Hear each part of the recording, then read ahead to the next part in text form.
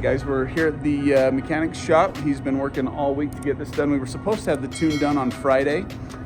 We actually pushed that to Monday so that would actually give him some time to kind of get things going a little bit better. But let's kind of show you the progress that we've made. Alright, so you can see that we've got the blower unit on there and the intake on. The radiator with the dual fans are installed now. You can kind of see them down there. Upgraded the alternator, and we just got done doing the booster pump, so that's going to get installed. So Brian, why don't you tell us a little bit about what you kind of went through to do this process? So I haven't done this particular kit on this particular car, and so there's a lot of information out there.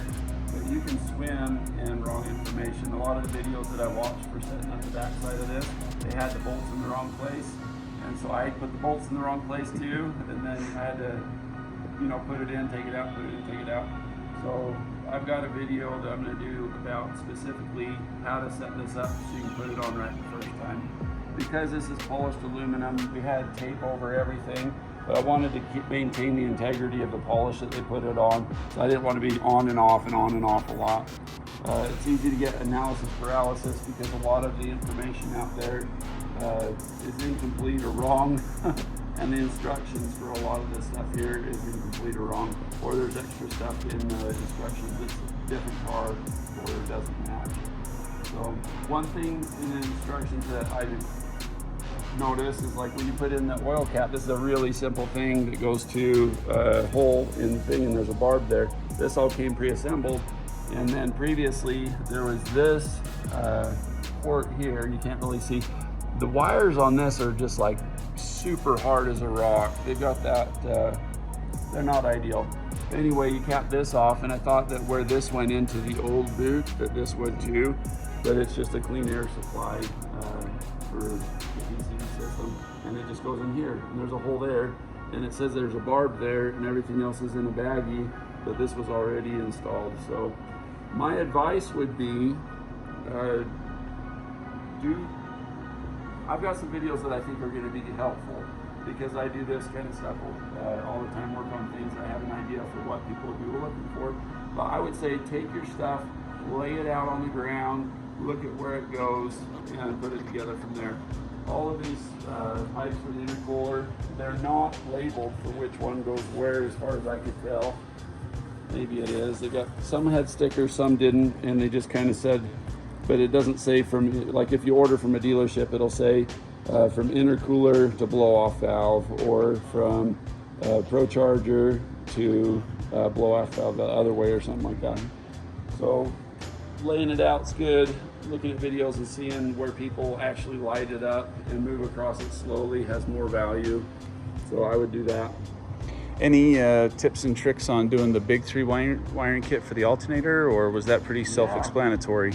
So the way the instructions say to do that is they want you to have both of the ground wires go to the negative terminal. And you see real estate is pretty limited here for being able to put a terminal in there.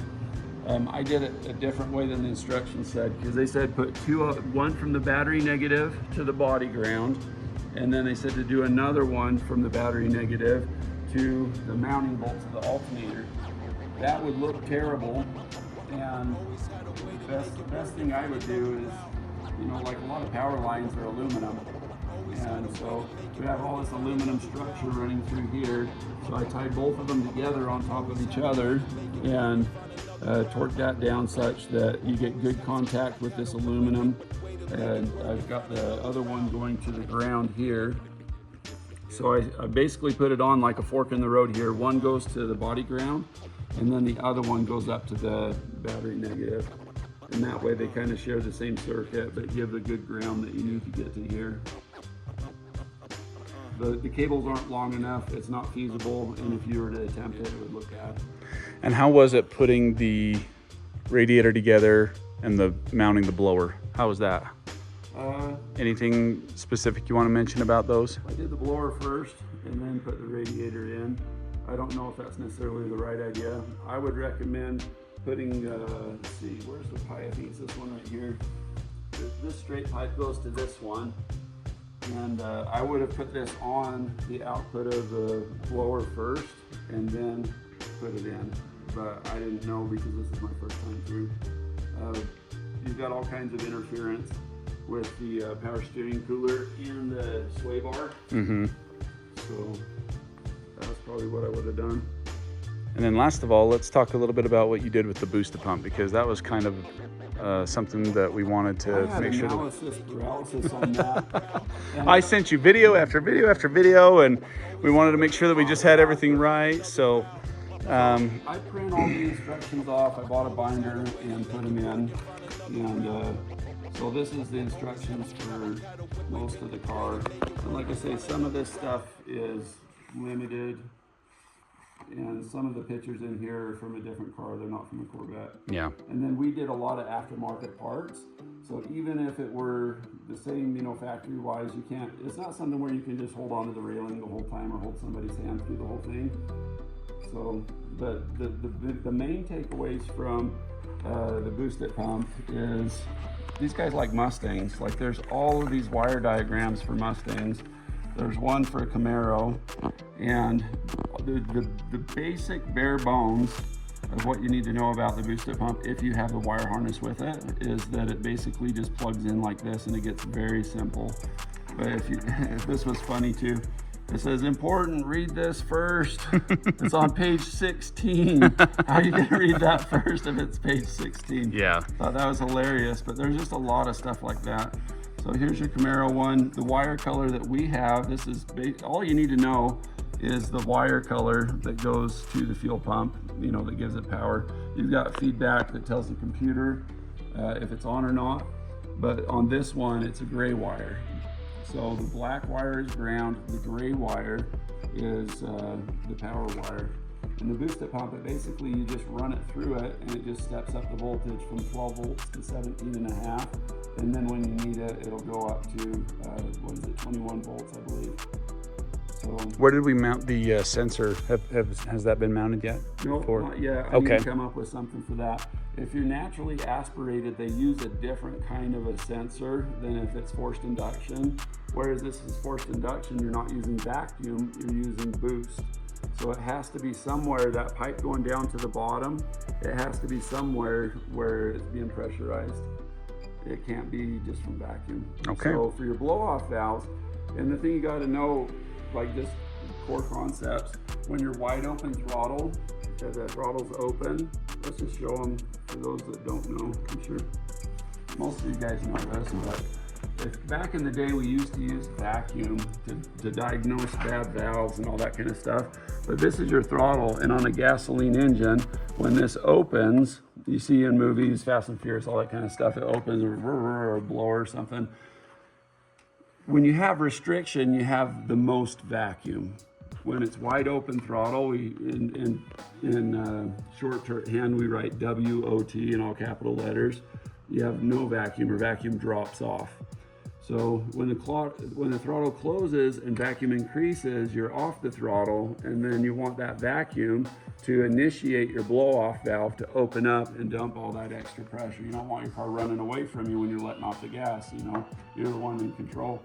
But with the pump, and according to what I read in these 23, I'm counting this as a page, for example, but in the 23 pages or whatever it is that they give you, I'm going to set this away from the alternator. In all of those pages that they give you, there's just a few places where there's key information, and one of those is when they talk about the difference between the different pressure switches. So this one's for forced induction, supercharged or turbo, where you're shoving air down the intake. And then this one is vacuum switch activated for naturally aspirated. They say normally aspirated. But anyway, in one, they say that you have to have the switch. And let's see, two wires together, boost pump. It says that it uses 3.5 PSI to cause the switch to come on to send it up.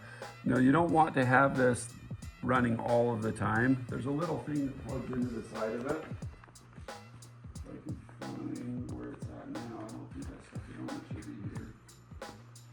looks like an RCA jack basically, and what they're using that for is to complete the circuit. So if you install it and you put this in and you don't do that valve, then it'll be at 21 volts all the time, and that will heat your fuel. So your fuel's going to be getting hot, and it's going to be just harder on the pump. What they're doing is they're sending more voltage. Voltage is like electrical pressure, and that helps it to be able to maintain high flow even when you're going nuts on it. I did read all of this stuff and I went through it and talked about, like, here's a helpful graph. Here's at 17.5 volts, you're putting out 300 liters, and at 12 volts, you're only putting 171. Because this is forced induction, when you make more horsepower, it requires more fuel to make that horsepower. So in order to keep up with that without having to put in a high volume fuel pump, this is a way to make your fuel pump push a little harder, have a little bit more behind it. So here's that little button thing that you can put on there. So if you remove the plug, the most it'll be will be 17.5 volts. If you install the plug, then you get the maximum use out of it. But basically, you got to make sure that you do that sensor with a long pigtail. This is the sensor right here.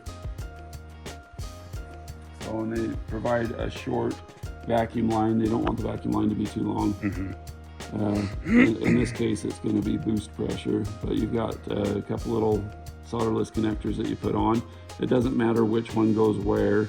Basically, if you short those two wires together, it gives the same effect as having 3.5 pounds of boost on this. All right. That's pretty much it. They give you these connectors. This is like a simple way to connect this. We're not sponsored by Monster or anything, but we do enjoy their motocross races. That's my juice.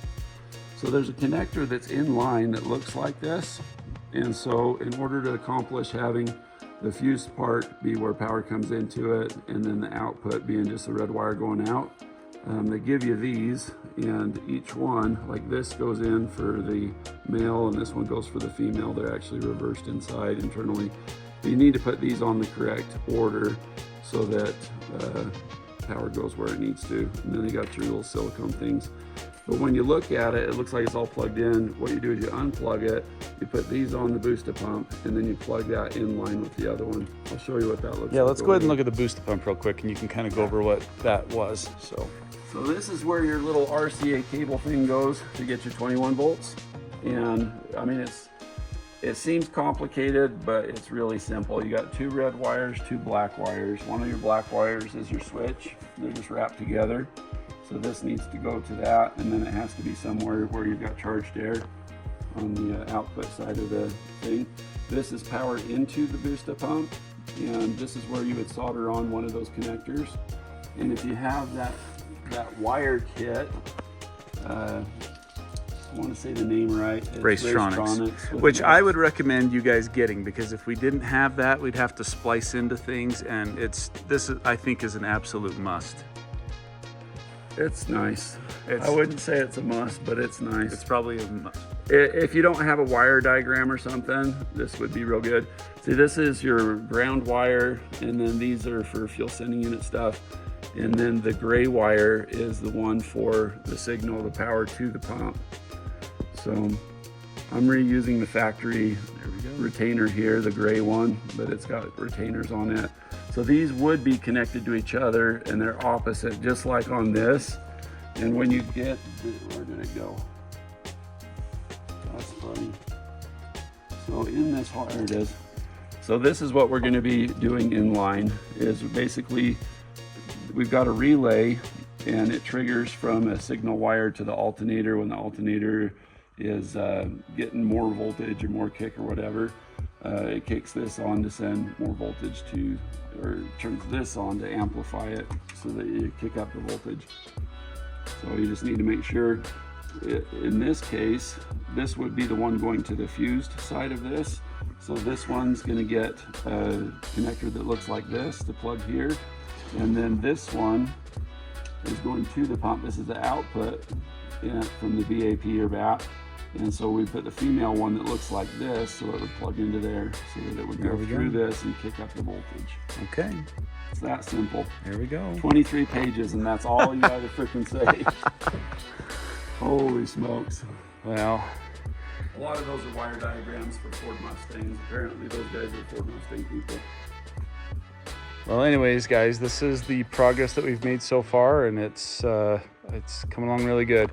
I could definitely not have done this just with, you know, a regular guy with regular knowledge. Like, it's definitely, I would recommend you guys find somebody that you trust, that can do a good job, that's willing to take the time to really understand how everything is set up. Brian kind of had to work through things, and there's a learning curve. I'm a perfectionist, and especially when you're doing aftermarket things, everybody wants a car that has good power, good gas mileage, and is reliable. It's a three-legged stool. And whenever you screw with one of these, it's going to affect the other ones. And so, you know, we've been friends for how long? Like over 20 years? Over 20 years. And I want this to turn out really well for you. I know you're excited about it. You've been studying this for like months. I have been, yep. So I just want to make sure that when I turn this out, you know, regardless of profit or loss or whatever, I just want it to be right. You know, and you guys can kind of just see like some of the things that he does. Like, he's really taking the time to make sure that all of these are out of the way of things, but they all still kind of look really good together. Some of this isn't done yet, like that exposed wire is going to Yeah. get some loom on it. Yeah. We're mid-bango on this. Yeah, we still have a little bit to do, but I mean, just the way that, you know, the wires have been rerouted and everything has been done, it just looks really professional. So one thing I'd say with the pure power that makes me nervous is that there should be fuse protection on this. Like what I was saying, it's like having a welder. I've got this to where it floats over everything. The only thing it makes contact with is plastic. Mm-hmm. But I'm going to go back and put some hose over this. And we should probably look into getting some fuse protection in it, like 120 amperes or something. Okay. If this chafes through, it's a direct short to ground for the battery. Yeah. And it can cause a fire in the car. Like I was like, where's the fuses? You want me to do what? yeah. It does have very thick insulation, and I'm sure that you know with product tort law and everything that they believe in it. But I would like to have that extra protection, so if you got in a wreck and pinched it or something, you have that protection in the circuit. Anyways, guys, you can kind of see what we've been doing there. It's been a lot of fun. Probably more so fun for me because I've just been at work while he's been here in the garage working, but he's done a great job with it. It looks really good. Can't wait to get this thing ready to go, fired up, so that you guys can actually hear how it sounds. And we got the tune scheduled for Monday, so I think we're gonna be ready, right? We're gonna be ready. Yeah. So we're gonna be ready. We're gonna go. But anyways, guys, we'll have some more footage for you once we get everything kind of put together, and when we get a little bit on the trailer to take it down. Thanks. All right, guys, big day today. We've got the Corvette on its way to a place called Turbo Labs. That is the tuner who's going to be doing the tuning on the Corvette. And we're heading down there right now. The appointment's at 1 o'clock, and Brian's on his way down with the car right now. So yeah, we are getting ready to put the final touches on this Supercharger setup. So we're gonna go get some numbers and some video footage, and you guys can see how this thing has performed. Hopefully no catastrophes. So anyway, get back to you guys later.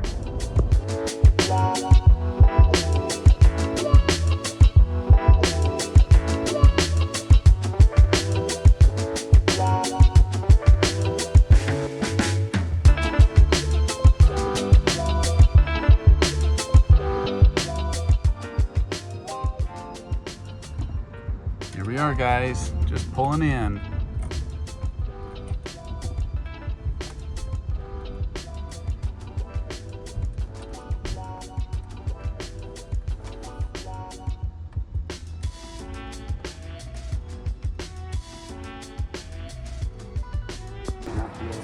Right. So you're running to pull the English and pull it down. This is where I've always installed it. Cool. That's the consensus, but in the instructions it said to put it in the charge pipe. And I'm like, yeah, but it wants less than 2 feet of vacuum hose for it, so. Cool. You just got to make sure you're pre-check valve for the brake disc, which kind of makes sense there. I think this needs to be checked out.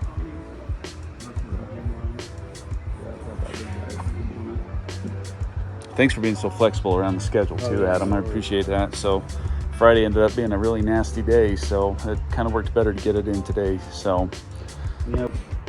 There used to be an exhaust fan for another heater over here. Literally, it was just like glued into the roof with some flashing. Some people lassoed it, climbed up the building. They knew the inside of the building because they knew to try and drop down over here.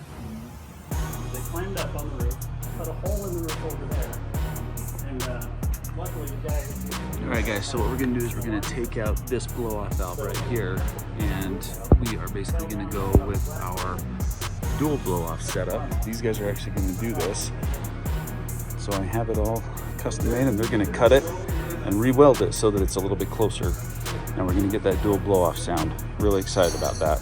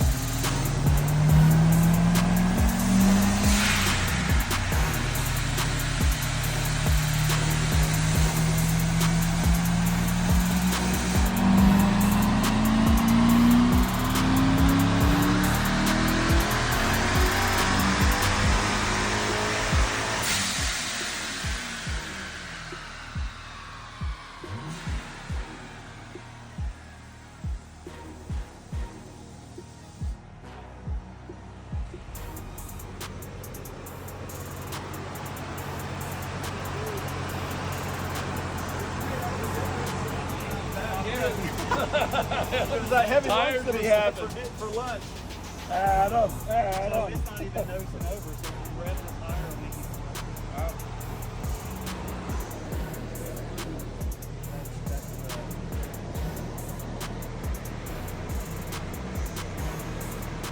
Yeah, but your peak power is starting to go. 572, man, that's good. We're going for 550. Now he's going to charge you more though.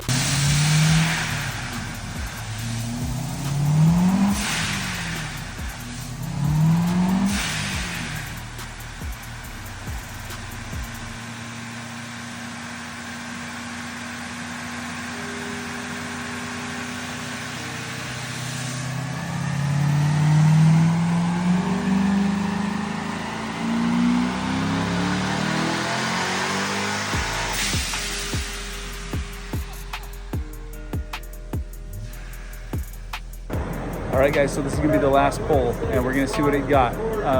Right before it was at 520, so we'll see where we get with this one.